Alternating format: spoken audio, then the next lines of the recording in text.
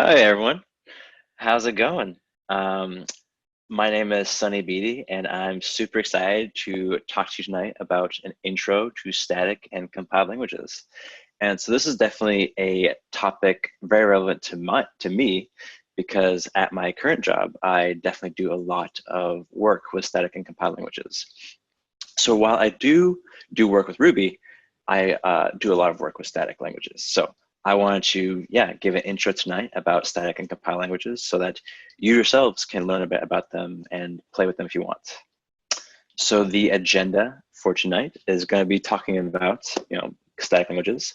That will involve talking about compilers versus interpreters, kind of what they are, what they're used for, pros and cons. And then with compilers and interpreters, we'll be talking about dynamic versus static languages, the languages themselves, because compilers and interpreters are separate from the actual languages. And so when we talk about the languages, we'll be talking about different concepts. So types, so with static languages, the types are static. You have to actually define the types. And then we'll also be talking about these things called interfaces and pointers. So if you're only familiar with dynamic languages, you probably have not heard of these terms before, so interfaces and pointers. But they're used a lot in static languages. So I'll try to go over them tonight. And in terms of examples, tonight, since this is launch school, everyone in the backend course is learning Ruby. So I'll be using Ruby as my example for a dynamic language. Whereas when it comes to static languages, I only mainly use Go. So that's gonna be my preference. I do know a little C++, but not enough to actually present on it. So I'll be using Go as the static language example for tonight. So let's get into it. So compilers versus interpreters. What are they? How are they used? And what are the pros and cons? So if you're not familiar, a machine like the computer that you're on right now, it cannot understand the programming language that you use. So when you write a Ruby program, you yourself can understand it because it's written in English. All the keywords in Ruby are understandable to you. So on the left side of the screen, you see this C++ program right here. And it makes the most sense. You have int main, so it's like a main function that returns an int. So it makes sense to humans for the most part, but machine cannot understand this whatsoever. It is complete gibberish to a machine. The only thing that machine understands is machine code or byte code. So on the right side, you see all the ones and zeros. That is what a machine understands. That is what actually runs on a machine. So in order to get your program into a format that the machine can understand, we use this thing called a compiler. So the compiler is mainly used for static languages. So if you're writing a program in a static language, you're probably going to be using a compiler to convert your program into a format the machine understands. So yeah, it's kind of an overview of the compiler. Machines only understand machine code, and then so a compiler converts your programming language. So whether you're using C, C++, Java, any kind of static language, or Go, for example, you'll be compiling that down into a machine language. And so one other thing to point out with compilers is that since a static language, you are defining the type. So you actually define beforehand what kind of types you'll be using in your program. A compiler provides a number of checks. So when you try to compile your program, it will actually check to make sure that all those types that you defined are consistent and there's no conflicts, there's no type conflicts. So you can think of a compiler as actually providing a kind of base test suite. You don't rely only on the compiler, you still have to write tests for your program, but your compiler will provide a basic level of testing for your code. So that's kind of nice with a compiler. So contrast that with interpreters.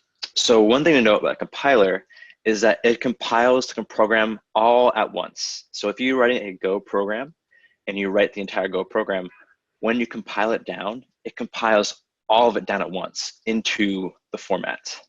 So that you can think of it as like if you want to read a book that's written in French, but you don't understand French, you want to read it in English, a compiler will translate the entire book all at once into English so they can read it. An interpreter, however, does this line by line. So an interpreter will still convert your program. So if you're writing Ruby, it still converts Ruby into the format the machine understands, but it does that line by line. So an analogy would be a compiler can translate your entire program all at once into machine code, whereas an interpreter would do it line by line. So if you're trying to read a book, compiler, you can read it all at once, where an interpreter, it's like someone reading that book to you line by line. So an interpreter is much slower in that way, because there's much more overhead to, when you read a line, you have to convert it into the machine code, run it, and then you go to the next line. So since you're doing that over and over again, interpreters tend to be much slower. So we can see that in the pros and cons. So when you run a compiled language, it tends to run much faster. So that's why you might hear that Ruby or JavaScript or Python, they're slower because they are dynamic and they use interpreters. That's why they're slower, is because they use that interpreter and because it goes line by line. So compilers, that's the advantage that compilers have. Another advantage is that they actually use less memory. Because when you compile down your language into the format that machine understands, it's much more compressed. Because when you run a Ruby program, you're not just running the Ruby program, you also have to use the Ruby engine. The Ruby engine or the Ruby interpreter is what interprets that program. So the Ruby interpreter itself takes up space in memory. So that takes up much more space than a compiled language. And like I mentioned before, a compiled language provides those kind of type checks. So a compiler prevents type errors, whereas a Ruby editor would not, because Ruby doesn't really care about types so much. However, interpreters or interpreted languages definitely have pros of their own.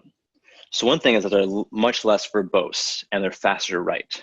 So I'll be showing some examples of actual, Go code versus Ruby code, and you'll see that it's much faster to write. There's much less boilerplate when it comes to Ruby. Also, dynamic languages tend to be easier to learn because there's not all this, you don't have to worry about types, you don't have to worry about compilers and all this stuff. It just kind of works, quote unquote. It just works for you. And so, when you're first learning to program, you don't want to have to, keep all that context in mind about compilers and all that stuff. So dynamic languages tend to be easier to learn when you're first starting out. And also, as I'll show, interpreted languages, since they do run line by line, you can actually stop the execution in mid-line. So in Ruby, it's much easier to debug issues that are going on halfway through your program. Whereas you can't do that with compiled languages because you're compiling it all at once. So you can't really stop it halfway through. It just runs. So I'll be showing some examples of this. And so to kind of show the point of compilers versus high-level languages, if you're familiar with a website called LeetCode, LeetCode essentially gives you it's similar to Code Wars, where you can do code challenges and they provide test suites. So you'll write a program, you'll try and test that program against their test suite, and it'll tell you how fast it runs, how much memory your program took, and all that stuff. So I did the exact same problem, but I did it in 2 different languages. So you can see here with Ruby, it took 36 milliseconds to run, which is, it's pretty fast. It's still pretty fast. But if you compare it to Go took only 4 milliseconds to run because it was compiled down before it ran. So that compiled language runs faster, and it took up less memory because with Ruby you have the Ruby interpreter that comes with it. So the Ruby interpreter definitely has a significant memory footprint. So kind of show some examples of that. Let's go over to here. So I have a pretty simple, let's get rid of all this stuff. So let's write a simple Go program. So the typical hello world. So if I did this, I want to initialize a variable with a string. So in Go, we need to actually initialize types, like I'm doing here. So I have to actually tell it, this variable is going to be a string type. And so I'm going to write hello world. And then with Go, if you want to print the console, we're going to do a funct print line. Don't need to worry about the syntax so much. I'll let you know what it does. So this is going to write to the command line. So if I want to run this program, I have to first build it. I can't just run it as is, because I mentioned before, our program doesn't understand this language. Even though we understand it, it says package, import, func. For us, it makes sense. For a computer, it makes no sense. So in order to actually build this program, I have to compile it down first. So what I'm going to do is for in Go, when you compile a program down, you do go build. So I'm going to do go build, and the program name is vars.go. So I'm going to do vars.go. And so when I compile this down, it gives me this vars executable. So if I open this program up, you can see the editor won't display it because the file is not displayed in the editor because it's either binary or unsupported text encoding. So this is machine code right here. I can display it, but it's going to look gibberish. And it's just all this gibberish code. So like this to us means nothing, but to a computer, it makes sense. So if I actually run this executable, so if I run vars, it does hello world. So that is how a basic Go program runs. And I mentioned before, the compiler gives a basic type checking. So if I did, for example, if I tried to reassign the string value to a number, so let's say 5. So my code editor does like a pre-check already. So, but if I try and compile this language, if I do go build kind of the same before, I get this error. Cannot use 5 type int as type string. So since I've said that this string variable or this str variable is going to be a string, I cannot reassign it later on as 5. Whereas, in a Ruby language, I can do that. So this is a Ruby file. So let's say I did hello world. Let's get rid of pri right now. So let's say I initialize string hello world in Ruby. Totally fine. And then, if I just want to print to the console, won't be too hard, just do put string. So now if I do Ruby vars.rb, boom, hello world. So this Ruby right here, when I ran this Ruby, this is the interpreter that's running. So we're passing in our file, and the Ruby interpreter, the Ruby engine, is parsing out our file and running it line by line. And so, as I mentioned before, Ruby is very easy to debug because you can actually stop this program mid-line. So what you can do is you can actually just throw a binding pri in there. So what binding pri is going to do is it's going to stop this program mid-line. So if I try and run this again, bam, I've stopped the program midway through because Ruby runs line by line. So I've stopped it at this line. And now I can kind of check everything that's going on. So I can say, what's string mean? Well, string is hello world. And I can, I can work partway through my thing and just do, so, I can kind of manipulate my program halfway through. You can't do this with compiled languages because compiled languages, they do it all, they compile down the program all at once. So can't really do that as easily. So let's kind of go on to the actual languages themselves. So I've kind of showed us some examples, but I'll go into further examples. So with types. So with a static language, or we'll talk about dynamic languages first because that's what everyone kind of knows right now. So with Ruby, a type is determined at runtime. So you can make a variable and you can reassign it to any kind of different type you want, and the type will be determined at runtime. So under the hood, your interpreter is saying, okay, this was a string, now it's going to be a number, and then so the types will be dynamically created at runtime. That's kind of why it's a dynamic language. You don't have to statically determine what the type is beforehand. However, there are some drawbacks to this because there are things called type errors. So if you try and do an operation with 2 different types and it doesn't work, in a dynamic language, you can get something as a type error. Whereas a compiled language, it would tell you before you even try to run the program, hey, this isn't going to work because these 2 different types aren't going to work well together. So that kind of brings me to the static languages where types in static languages are known beforehand. So they are already known before runtime. So dynamic languages, the types are determined during runtime, whereas static languages, the types are known before runtime. So before you even run the program, it already knows what kind of type everything's going to be. And so type errors don't occur in static languages. So kind of show an example of that. If, say we had a really big Ruby project. And so somewhere in the beginning of the Ruby project, we initialize this variable and it's called hello world.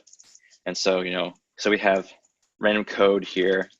And then partway through our program, we actually reassign the string variable to be 5. Let's say this is actually hello first. And then we have more code, random code. And later on, we try to output string. So, if in the beginning, if we didn't have this reassignment, if we just do string plus world, and we save this. So let's say we run this program now. Well, it's the same as before. We have hello world. But now, say someone's extending our program and they didn't realize, we're trying to do this hello world operation. So they actually reassign string to be 5 partway through.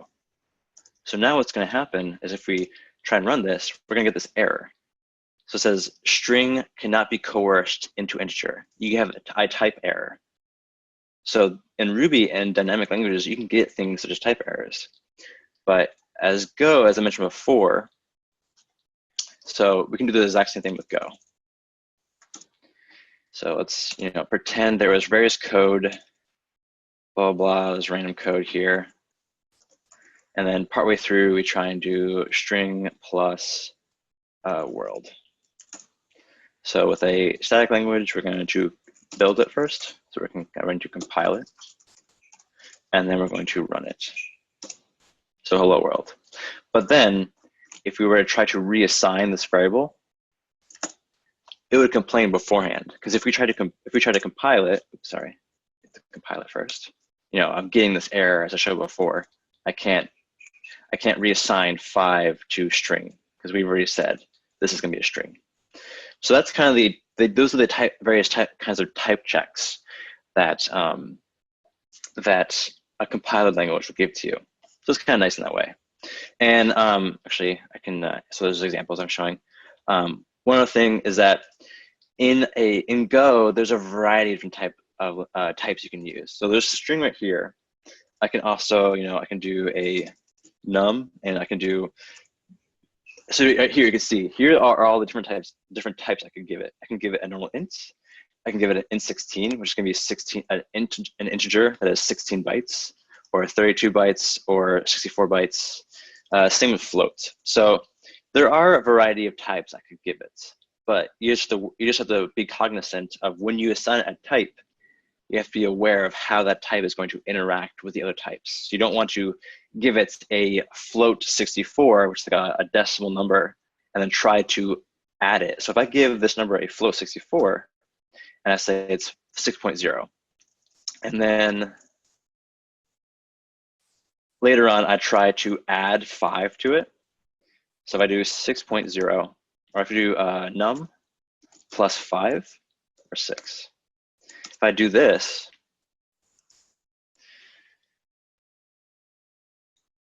maybe it actually will work. So Go does give us some flexibility. So this will actually compile. I think if we do the opposite way, though, it won't work. So if we do int, if we do num, and then we try to add a float to it, is it actually working? Huh. Okay, well, Go does give us some flexibility. So in this case, we are inferring the types. So I think it can kind of, there is some dynamic aspects to Go. Because Go is a newer static language, there are some capabilities in Go that other static languages might not have. Because I think if you try to do the same thing in C++, if you try to add an int with a float, you would get a type error. But Go, it's pretty flexible. It gives us that capability. So the next thing that dynamic languages, or that we have to talk about with static languages, is interfaces. So with dynamic languages, so with Ruby, when you create a function, so I should probably go over functions with static languages.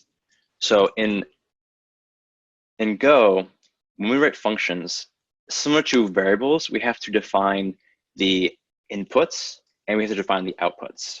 So if I do something like func and I say output string, and I'm going to pass in a string variable. So this is going to be the argument. So I'm passing in a argument s that is going to be a type string. And since we're just outputting something, we're not going to have a return variable. So if I just do output string, and so I'm going to output the string to the terminal. So I'm going to output s.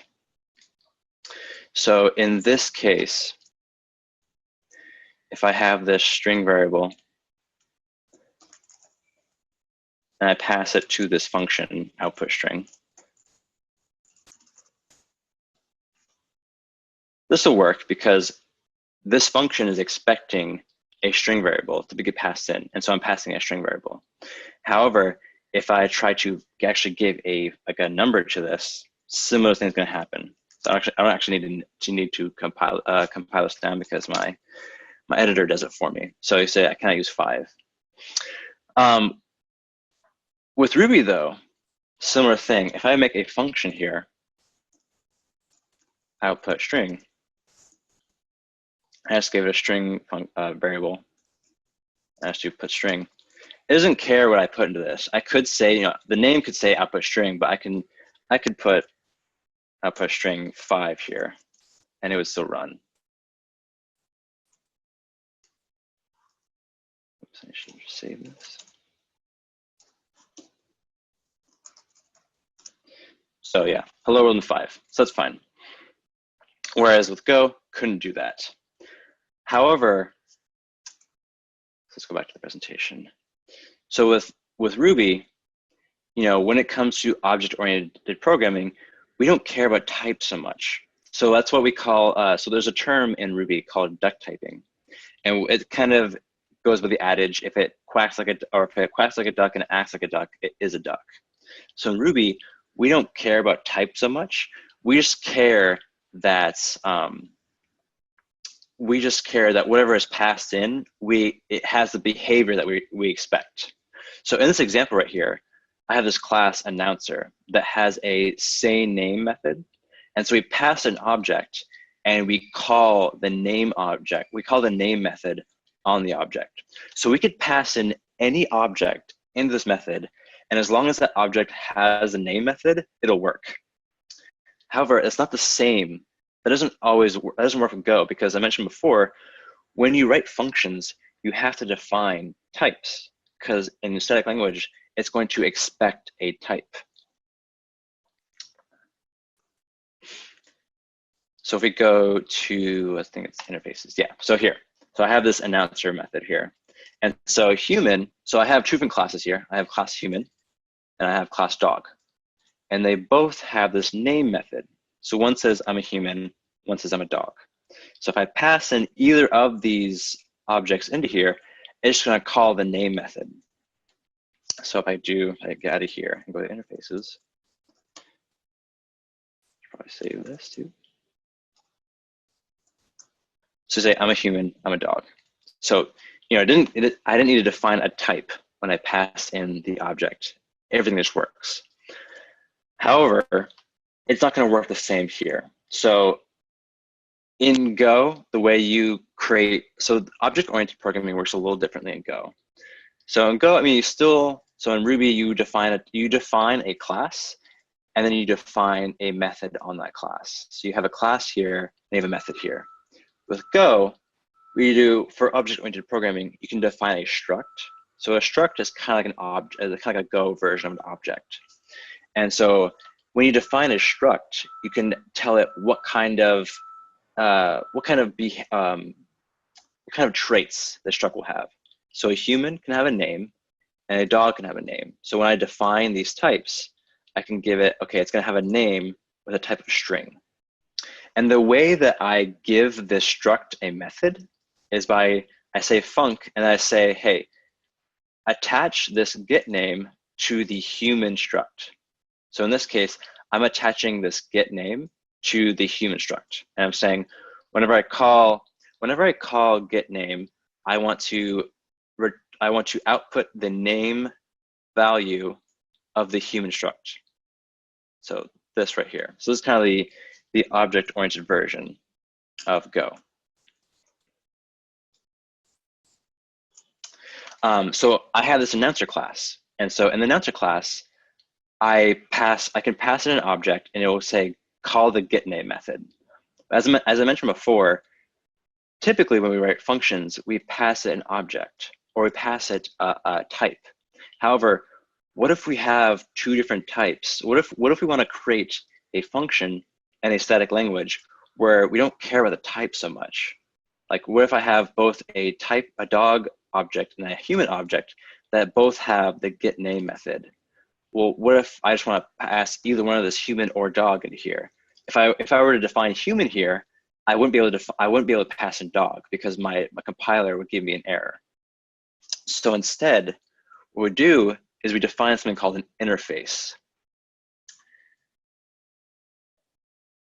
So this is kind of the example I gave before. If we have a type announcer and has the same name method, if we pass a human a parameter of type human, we can only pass in types or objects that are of type human into this method.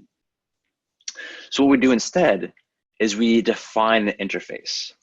So what an interface does, it basically defines an API. So in this case, we have this type of object with name, and we're giving it an interface. So before it was a struct. So a struct is basically a kind of object, whereas an interface is more of an API.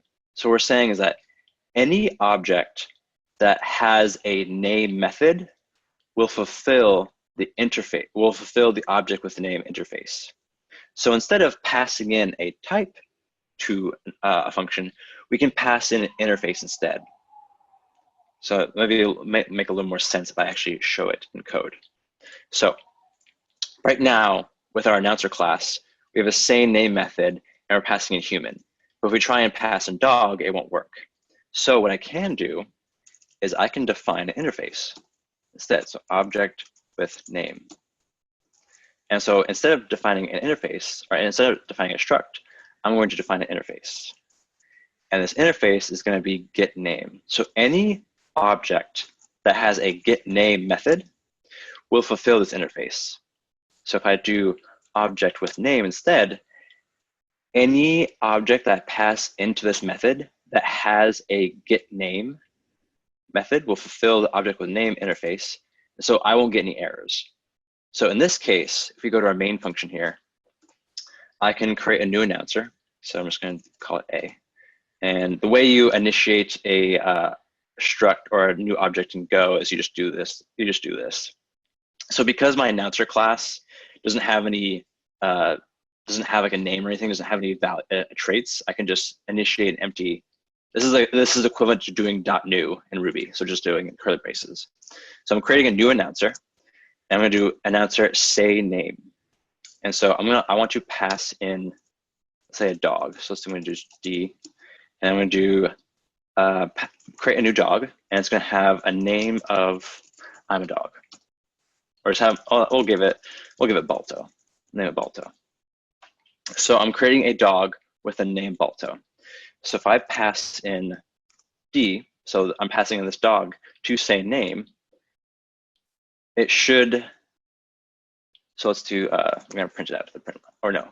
Oh no. So the getName is doing the printing, so it'll work either way. So I have this main function. So by the way, in Go, when you create a program, you have to have a main function, because when you compile it down into the executable that the program runs, it calls this main function. So everything kind of has to be defined within the main function. So I'm going to save this file. Hopefully nothing. So I mean, the green squiggly just means like, you should give a comment, but it won't fail a compiler. So if we get any red squigglies, that's a bad thing. But green squigglies, we can ignore them for now. So I'm going to build this program. So it's interfaces.go. Now, if I run interfaces, Balto, it's calling out dog. And I can do the same thing for a human. If I create a human class, and I gave it my name, let's give it Sunny.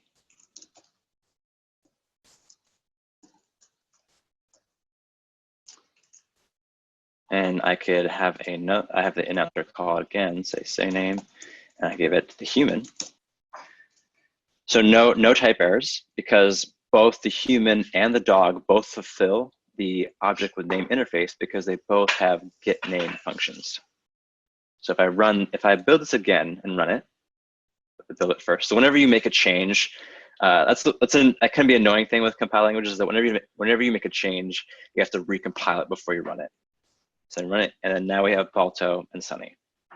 And so just to prove that this wouldn't work otherwise, if we were to change this back to human, so if we change this, oops, we didn't change anything. Oops, I think I made it all lowercase. If we change this back to human and we save this, we're going to get an error here because we cannot use type dog as type human because we're defining in this method that we have to pass in a human. So that's how you get around the static type with static languages. You can define things called interfaces, which are basically APIs. And if you're not familiar with API, it's basically you're defining a blueprint. So your object or the struct that you build has to match the requirements of this blueprint. So in this case, it has to have get name. However, say we wanted to expand this interface. You want to give it say name. So, or maybe yell name or something like that. Now, if we add an element, if we add a function to this interface and we change this back to object with name, now we're going to compile error because neither the dog nor the human fulfill this interface anymore because they don't have the yell name method. They only have get name. So in order for our objects to fulfill this interface, they have to have all the requirements. They have to meet all the requirements. So that's how we get around this kind of static typing with dynamic languages, is by using interfaces. So I kind of gave some examples of that. So the final thing we'll be going over tonight with static and dynamic languages is pointers. So this is a kind of a difficult topic, so I'm going to try to define it as simple terms as possible. But if you get confused by it, don't worry. Feel free to ask any questions at the end, and I will try to answer it as best I can. So with pointers, we're going to have to go a little low level right now. So when we use pointers, so let's back up a little bit. So when we initialize a variable in, say, in Go, for example, or even in Ruby, when we initialize a variable with a value, so say we're creating this variable called string with a type of string, and we're giving it this high value, it gets saved to some data cell in our computer. So in our computer, we have memory, and our memory is broke up into different cells. And so our cells each cell has an address. So each data cell has an address. And so I just made up some terms for here. So this cell is 1XA, this is 2, 3, 4, 5. This is the address of the memory cell. So when we create a variable, we are essentially saving that variable into some data cell in the memory of our computer at some point. So let's say when we create this string, we're saving it at address 1XA with the value of high. So when we then call this variable, so say if we were to print out string, our computer would retrieve this high variable. So yeah, that's kind of how variables work, is that this string variable right here, or str, it points to this high variable. So I think, oh yeah, here you go. So data cell with the address 1XA contains the value high. And high is stored in the variable named string. So that's how it typically works when we create a variable. However, let's say that we didn't have high. Let's say we had a really, really, really big object that contained millions of data points. So if we were to create an object that had like a billion or a million different traits, it's going to be very memory intensive because it takes up a lot of memory to save that.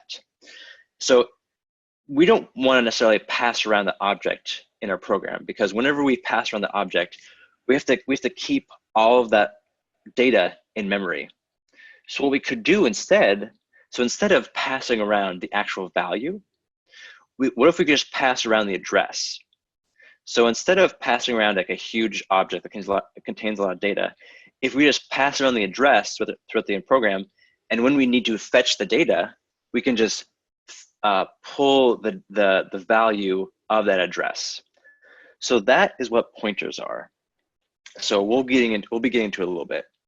So dynamic languages. So pointers, you can't use them in Ruby, because in dynamic languages, when you initialize a variable, you only have access to the value of the variable. You don't have access to the address of the variable. However, static languages allow us to access both the value of the variable and the address at where the value is stored.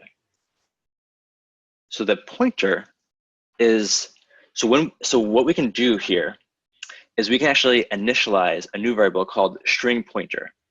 And in Go, the way we signify a pointer is with this asterisk. So this is basically saying that this is going to be a pointer to a string object. So we create this str variable, and now we're referencing its address. So when we give it this ampersand, we're saying, give me the address of where this variable is stored. So now I'm saving a new variable, but the value of this variable is actually the address of the other variable. That's what I'm saying. It gets a little complicated right here. Well, hopefully I'll show some examples that make a little more sense. So I can say the data cell with the address 2xa, so this data cell, contains the value 1xa. 1xa is referencing the address of the other variable. So 1xa is stored in the variable named string pointer. So in this case, this is the variable name. And the value of string pointer is 1xa, which is the address of the other variable. So I know I'm kind of I'm throwing a lot of information at you, but it'll become a little more obvious. Hopefully it becomes more apparent when I give an example of this. So yeah, as I mentioned before, pointers let us do some cool things. So if we were, as I mentioned before, in my previous example, we were creating this human object. Well, what if this human object had 50 traits? What if it had name, address, social security number, phone number? What if we just saved a bunch of data within this human struct? If we were to pass around this object through our entire program, we have to keep all of that data in memory, within the memory of the program. So instead, what we can do is we can just pass around the address of that data. So whenever we actually need to extract the data out, we can just reference the value of the address. So it's a bit more memory efficient. So static languages kind of give us a bit more control about how we actually use it. So because we have these things called pointers, we can be a bit more efficient. And one other thing that's kind of interesting about pointers is that because we have the address of the data, we can directly access, we can actually directly read the memory, we can actually directly read the information from that address, but we can also manipulate the data. We can actually save new data directly to that address. So I'll show you a bit what that means. So let's go into some examples. I've talked enough. Let's give some examples. So let's go to pointers instead. So there's not going to be a equivalent Ruby program because Ruby, you don't have access to pointers. So as I mentioned before, we can do var string and create a string. So we can say hello world. So what I'm going to do now is I'm going to do a string pointer. So this is going to reference the address of that string. And the way we do that in Go is we say ampersand string. So give me the address of this string variable. So we're setting it to a string pointer. So let's see what these values point out. So let's actually print them out to the terminal. So we print out string, and then we print out string pointer. So let's see what the difference is between the two values. And yeah, green doesn't mean too much, so we're going to worry about green.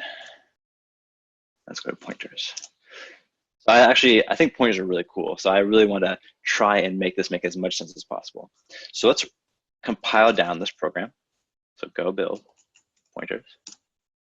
And we're going to run pointers. Oops, not that one. Pointers. So you can see here, maybe I can make this bigger. So the first line, so hello world, that was this line right here running. But hello string pointer, it printed out the address of the string. So this is the address in memory where this hello world value is contained.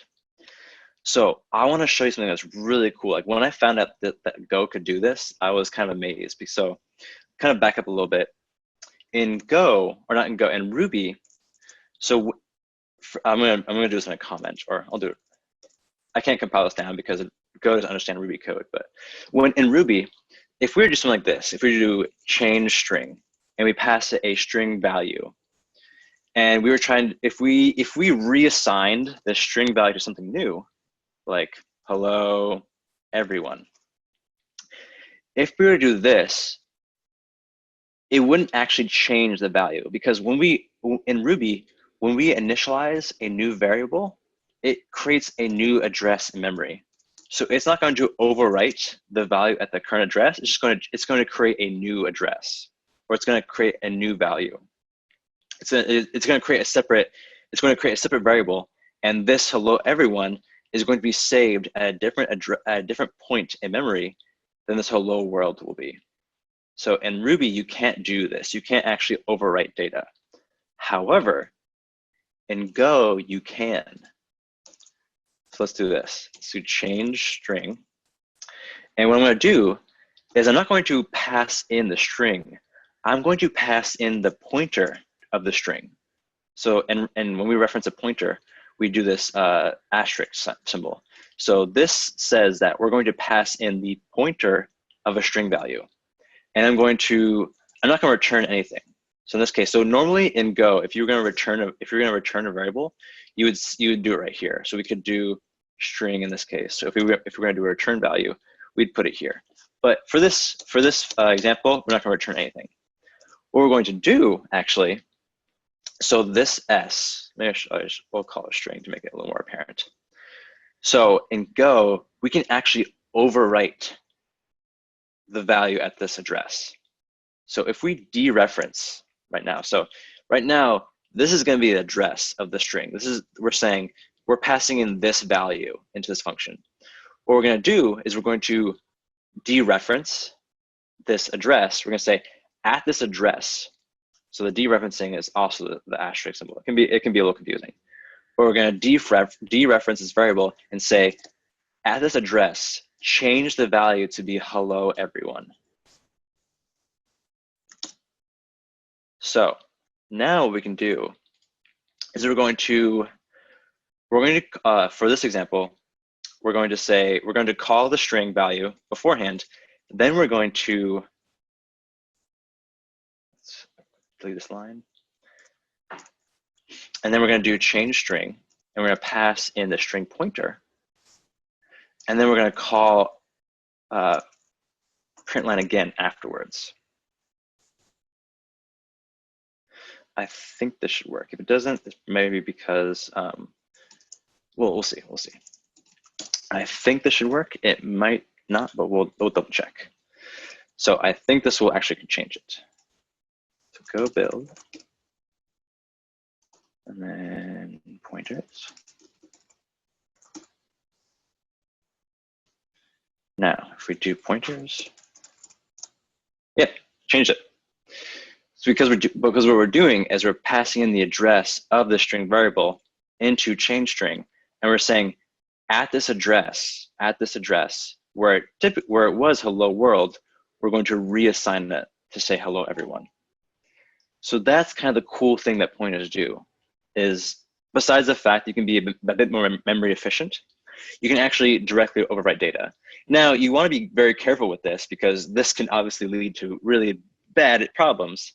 But a lot of times with static languages, you'll have these functions that essentially have side effects.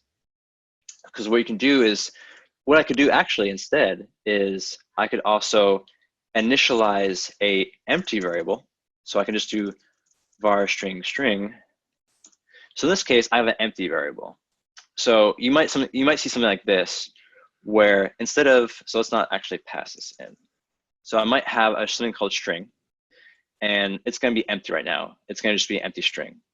And what if I just directly pass in the pointer of the string to change string? It's going to have the exact same effect.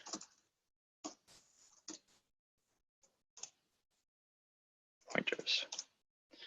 Yeah, so we have an empty string, and then we're assigning a new value to that string.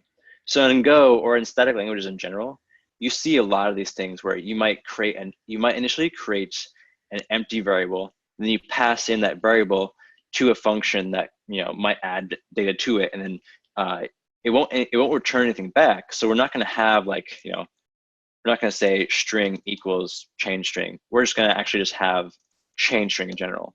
So that was something I had to get used to when I first started learning Go, is because in Ruby, if you want to return a new string, we basically say something like, we have a string, and then we would say new string here, and we would pass back a new string, kind of like with map or something like that. If we map something, we're going to returning a new value. So in Go, when I first started looking at programs, I didn't realize that a lot of these functions were directly changing the values. I was expecting to see some sort of return value. So when it came to debugging stuff, like, what the heck is happening? Where's this new value coming from? It's because these pointers were directly changing values, something like this. So if you have any questions about pointers after this, please let me know, because they're a very cool thing. Like, to understand pointers, you have to understand kind of how the low-level aspects of computer and how a computer works. But I think they're pretty cool, even though they can be pretty tricky sometimes.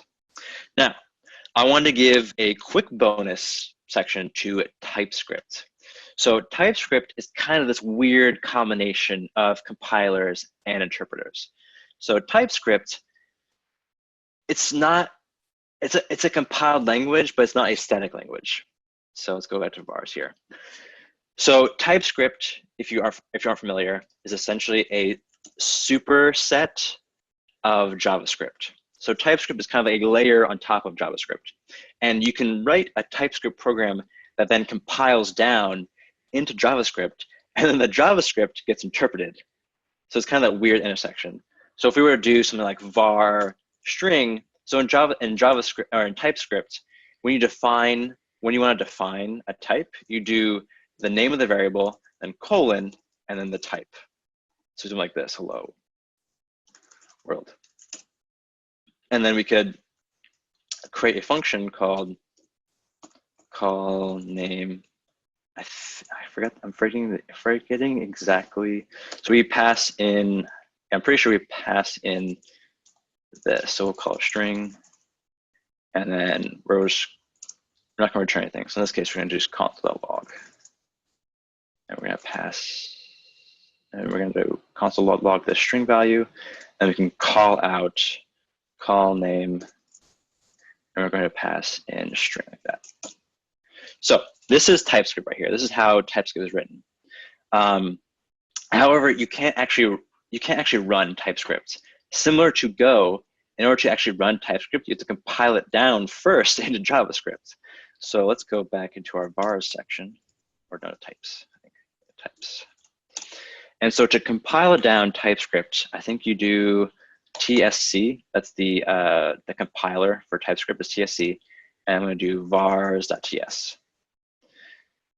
And so let's compile it. So now I have this vars.js. So vars.ts, which is TypeScript, gets compiled down into JavaScript. So you can see here, I have the same exact program, but now it's written in JavaScript.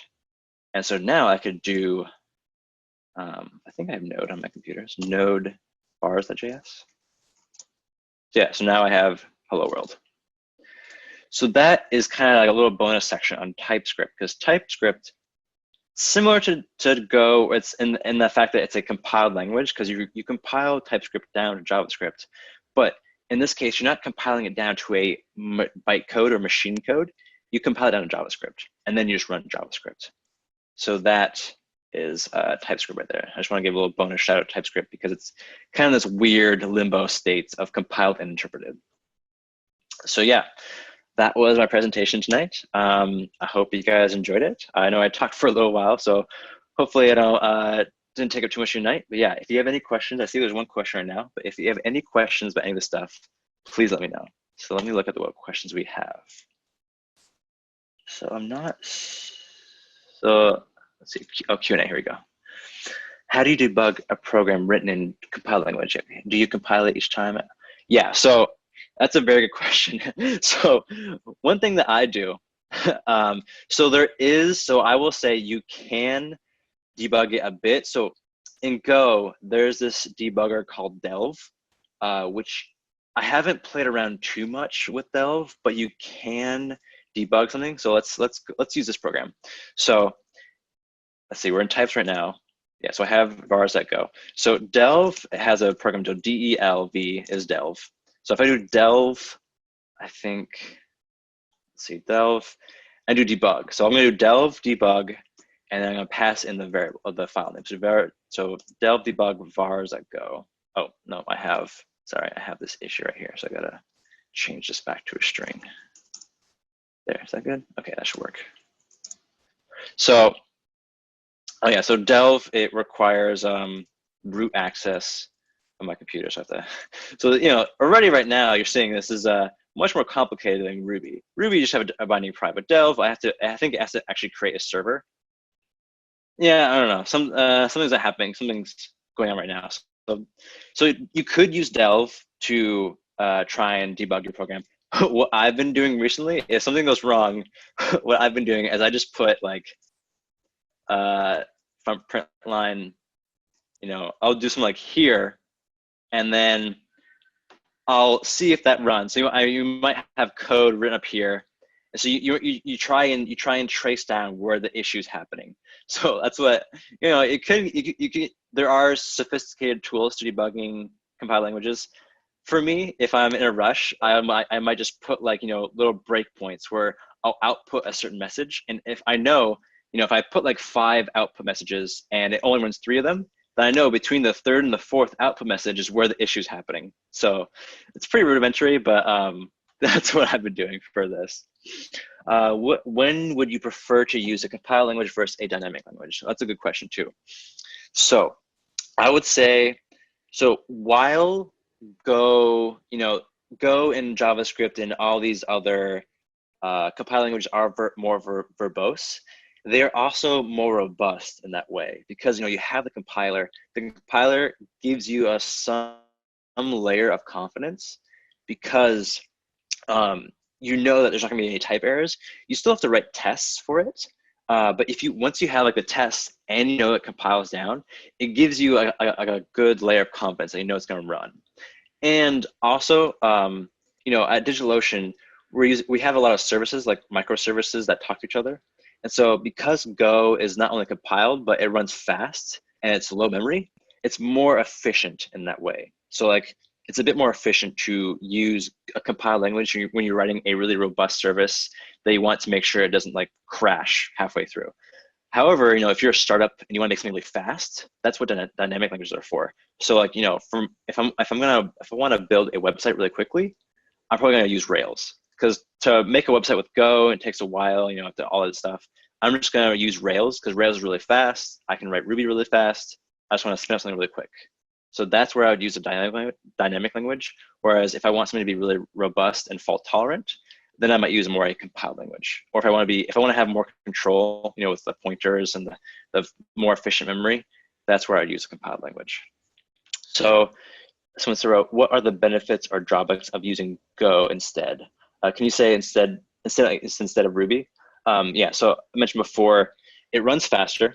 It's just when you compile down the Go code into an executable, it just runs faster. It's also more memory efficient, as I said.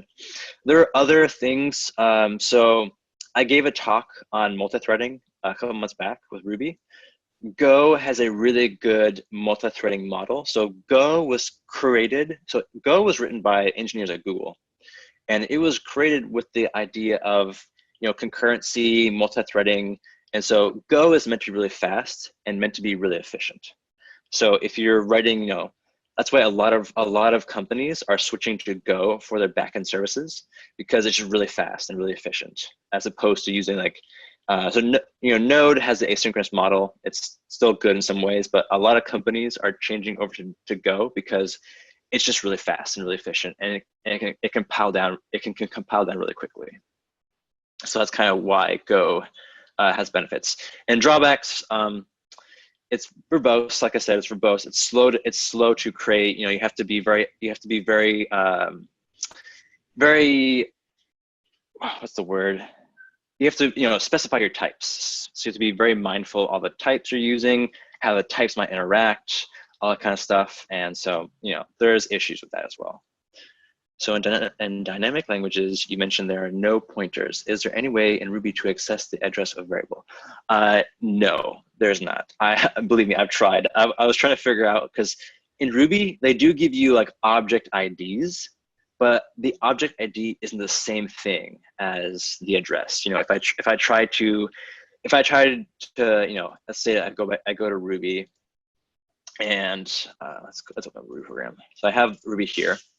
If I were to create, this variable string equals hello everyone again, and then, this is an object. A string is an object. So I can do string object ID, I believe. I think this is the thing.